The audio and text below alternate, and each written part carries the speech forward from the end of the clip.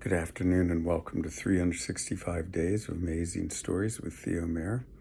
Here we are on day 72 of 2025, and I'm continuing the story of the King of the Wind. Now you might remember that Agba had been really worried that he was going to be a groom boy that was sent off to France without his beloved horse, Sham. And what ended up happening was after the Sultan had chosen the colors that the horses would be, 6 of them, he had to choose, and he'd chosen 5. If I remember, it's hard to remember. One was supposed to be yellow, another black, another white, another gray. And I think there was to be some kind of a dusty brown one. And then the Sultan sat there and decided that the last one should be a bay touched by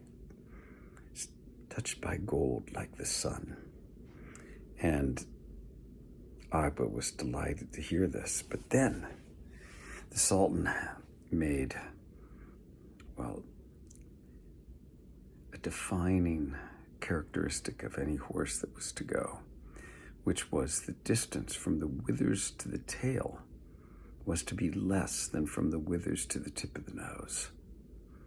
Now, when the groom boys left, and once they got through that first door and away from the Sultan, all of them started chattering in excitement about going to France. So their immediate reaction of being kind of worried and fearful about going to this new place became one of excitement, as they were going to be off on an adventure like none other.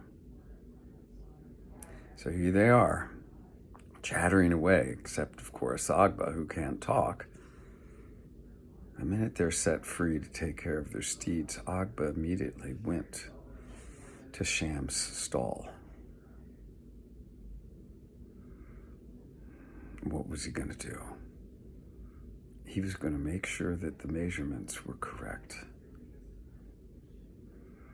Now, the height of the horse was also to be a certain height. It couldn't be a small horse, and Sham was of the correct height. And so he began to put his hands from the withers down to the tail to measure, counting as he went.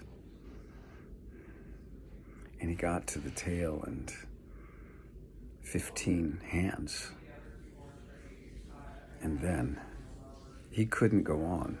He was too afraid to measure from the withers to the tip of the nose. So he stood there fearfully. Sham was looking at him, like questioning what he was doing. And finally, Agba got up the courage and began to measure from the withers to the tip of the nose. Now, as this was going on, and he knew this was going to happen, Senior Achmet had said that he was going to immediately come to measure Sham.